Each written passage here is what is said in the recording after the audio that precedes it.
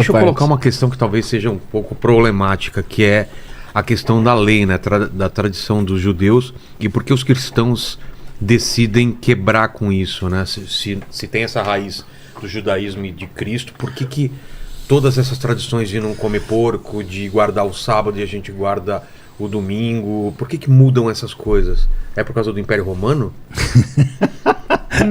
Aí então, falar um algumas coisas. Primeiro, muita gente entende que para levar o cristianismo, levar a mensagem de Jesus ao Império Romano, tu tem que dar uma flexibilizada. Imagina, eu chego agora para ti e eu digo, olha, querido, tu é pagão, tu é romano, Vilela, querido, eu tenho uma nova religião para te apresentar.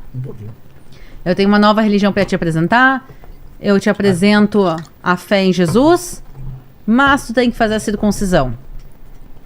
Não sei se todo mundo toparia. Eu já estaria fora. Então, por exemplo... Cortar algo que já é pouco.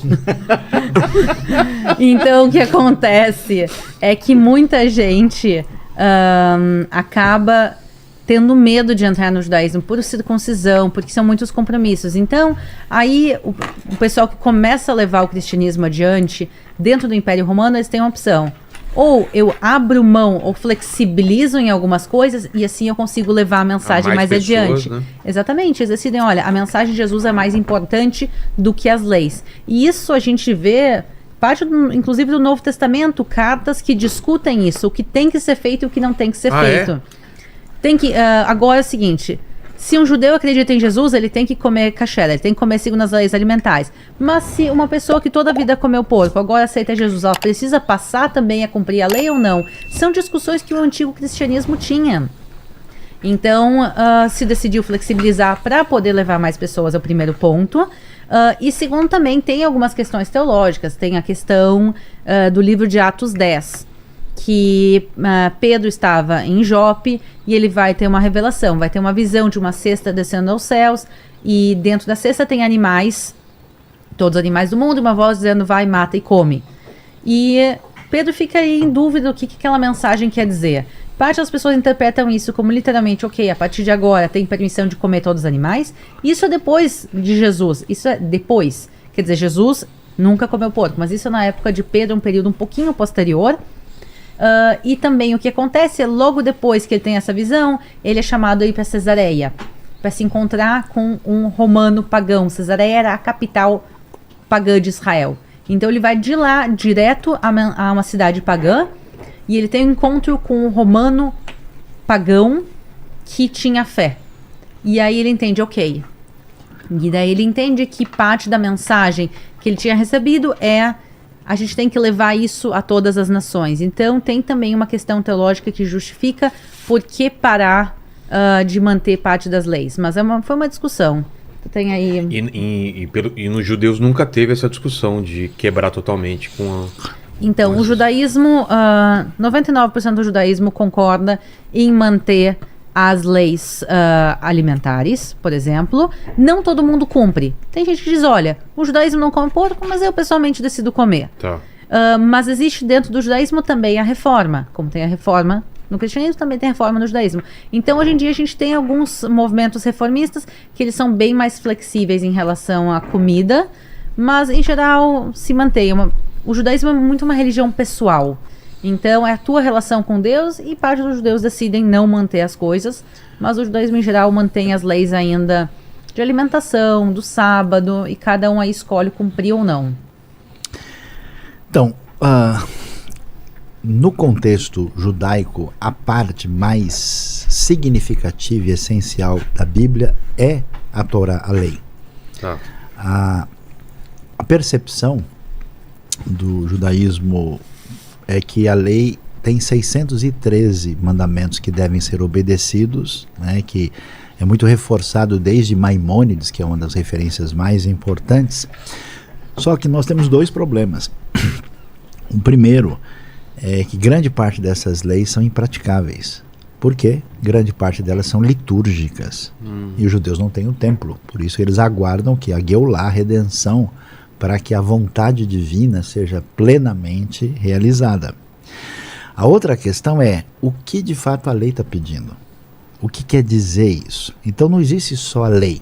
Então a tradição judaica desenvolveu o que é chamado de Torá oral, que é a explicação que os rabinos têm através da história, que é associada como uma lei complementar para o entendimento. Então, por exemplo, a Bíblia não diz que você não pode comer carne com queijo, explicitamente. Ela diz, não cozinhe o cabrito no leite da sua mãe da cabra. A tradição rabínica depois verá, isso aí é um mandamento alimentar. Você pega um estudioso de ponta como Jacob Milgrom, que escreveu um comentário gigante no livro de Levítico, ele vai dizer, olha, que parece que existe por trás disso aqui algum ritual cananeu, que tinha alguns desdobramentos e que foi a inspiração por trás disso. Mas o consenso rabínico é que você não pode comer parmegiana, é que você não pode comer carne com queijo. Cheeseburger. Então esse desafio é um desafio hermenêutico. O McDonald's em Israel não tem queijo. Não pode. Olha só. Aí o que acontece? Quando Jesus começa a ensinar no Sermão do Monte, ele vai dizer, não pensem que eu vim abolir a lei. Então, Jesus reforça a realidade da lei, até porque a acusação é que, olha, Moisés fala um negócio, Jesus está falando outro, então esse cara não é um profeta verdadeiro. Aí ele vai dizer, não, pelo contrário. Aí a diferença de Jesus com os fariseus, e o judaísmo que a gente herdou hoje é de origem farisaica, a diferença é hermenêutica, é de interpretação da lei. E aí Jesus vai dizer, olha, vocês não entenderam bem o que a lei está dizendo, porque a lei está fundamentada em duas coisas, amar a Deus e amar o próximo. Todo o sentido da lei é Deuteronômio capítulo 6, verso 4, é Levítico capítulo 19. Então, se você não entender por que foi dado o mandamento, o que está por trás disso, você não entendeu nada. Então, por exemplo, os judeus religiosos usam um cabelo aqui, né, enroladinho, que é o peiote. E isso vem lá de trás, possivelmente como uma lei de proteção da vida, porque o cara ia cortar o cabelo no mundo antigo com pedra. Está escrito que tu não vai passar navalha nas tuas têmporas. Exato. Por quê? Perigo de... Mas por que não passa? Porque não passa? Na realidade, porque protege a vida. Aqui, se o cara atingir aqui, morre. É possível, uma explicação é essa. Tem outras explicações também. Isso eu vou dar um contraponto. Claro, com vontade. Então, tem na realidade o que está escrito na Bíblia. As pessoas perguntam às vezes, por que não pode comer porco? Por que o judaísmo não come porco? Porque está escrito na Bíblia. Ponto. A gente, às vezes, busca justificativas e tenta entender por que está escrito na Bíblia. Então, a questão de não passar navalha nas têmporas está escrito. Uma das teorias é o que o Sayão disse. Outra teoria é para se diferenciar. Por exemplo, como os egípcios, qual era a moda no Egito antigo? Se raspava toda a frente da cabeça e se deixava um rabo de cavalo atrás. Então talvez seja a maneira de Deus e da Bíblia dizer, olha, não segue a moda dos pagãos. Não te veste como eles, não corta o cabelo como eles, não come como eles. Então é uma maneira de diferenciar o povo de Israel.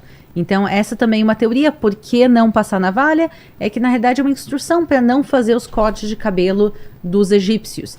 Porque a gente vê ao longo da história, várias vezes o povo de Israel acaba aderindo às modas dos outros povos. E às vezes moda é uma questão de roupa, às vezes moda é uma questão de adoração do bezerro de ouro. Identificação. Exatamente. Então não segue o caminho deles, não começa a te misturar com os povos pagãos para te não chegar ao ponto deles. O exemplo é o próprio rei Salomão.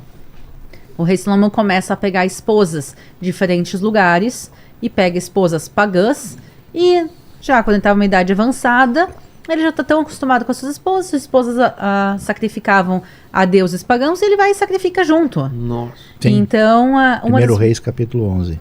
Então a gente vê isso. E daí talvez a Bíblia diz, olha, não te mistura. Não no caso assim, tu é melhor que os outros, não te mistura. Mas é uma questão, não vai seguindo o caminho deles. Porque tu começa com cabelo, tu termina com sacrifícios.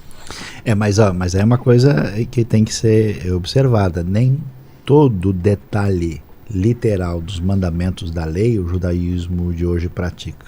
Alguns sim. Por exemplo, não é permitido na lei você ter o seu servo trabalhando para você no Shabat. Proibido. Mas os judeus religiosos fazem isso e inventaram até um negócio chamado o gentil do Shabat. Então tem hora que... E isso que Jesus ficou bravo. Jesus, como judeu, disse, espera aí, ó. Vocês estão brigando muito por causa do Shabat, quando na hora o animal de vocês cai no buraco, aí vocês não vão tirar, vão ter o prejuízo. Então, quer dizer, o ser humano foi criado por causa do Shabat, ou o Shabat por causa do ser humano. E o judaísmo... Tudo isso porque ele estava curando no sábado, não era? Exato. Agora, o judaísmo passou por um processo de reflexão. Então, o erro grande dos cristãos é acharem que os judeus todos são os fariseus do Novo Testamento. Eles fazem essa leitura achando que todo mundo é assim. O judaísmo, como a Aline bem mencionou hoje, tem um princípio, tem uma referência, uma norma, uma lei, mas a vida está acima de tudo. Então o judeu não vai deixar o cara morrer porque ele está seguindo um mandamento legalista, porque a Aline falou aqui sobre então quer dizer, o judaísmo tem um caminho e tem um jeito diferente de pensar. Você tem o judeu ortodoxo, que aliás tem vários grupos, você tem o judeu que é chamado datim, que é um sujeito mais, vamos dizer, piedoso, muito dedicado. Você tem o judeu que é o conservador e você tem o judeu reformista, que leia assim, para nós, liberal. Tá. Que acha que você... E nesse sentido, o que é digamos assim, o judaísmo primitivo de Jesus e dos seus grupos era que você segue essa lei a partir dos seus princípios. Então, quer dizer, tem uma lei aqui, a pergunta é por que ela foi dada? O que ela quis dizer com isso? Então, como é que eu faço isso? Por quê? Eu tenho um contexto, inclusive, cultural diferente. O Novo Testamento fala que você tem que saudar, cumprimentar um ao outro com beijo santo. No Brasil, beleza, no Japão vai dar ruim. Não tem beijo santo. Ninguém se beija no Japão. Você não vai cumprimentar uma pessoa beijando. Isso é uma falta de respeito, isso é uma intimidade indesejável. Então o que você tem que fazer? Cumprimentar, saudar, receber de maneira adequada. Então esse ajuste. Agora é curioso que no Novo Testamento Paulo tinha um discípulo chamado Timóteo. E esse Timóteo está seguindo o caminho de Paulo. E aí Timóteo é de família judaica. E o que Paulo diz para ele? Vai circuncidar. Porque ele não diz, ele diz, se você é judeu, permaneça nas tradições judaicas. A tradição em si tem valor dependendo do coração e dedicação e sinceridade da pessoa ao praticá-la. Porque o legalismo é criticado pelo profeta Miqueias, pelo profeta Oséias, quando o cara só faz o negócio por fora e ele, na verdade, não tem qualquer intenção ou sinceridade nisso. Agora, quando os Gálatas, que não tem nada a ver, recebem a fé e começam a crer, e o pessoal chega, não, vamos ter que circuncidar e fazer esses caras tudo virarem judeus. Aí Paulo diz, não, peraí, esses caras não é necessário fazer isso. No final das contas, grande parte do pensamento de Paulo é muito parecido com o que os judeus pensam hoje. Os judeus pensam que se você é judeu, você tem um caminho diferenciado na sua relação com Deus que deve ser respeitado. Se o cara não é, deixa o cara ser o que ele é. Entendeu? Agora, o que a gente não pode perder nesse negócio, né, que a coisa mais bonita que você tem na Bíblia hebraica é um negócio chamado Hesed. Quer dizer, um amor incondicional e inabalável de Deus, que é a base da aliança com Israel.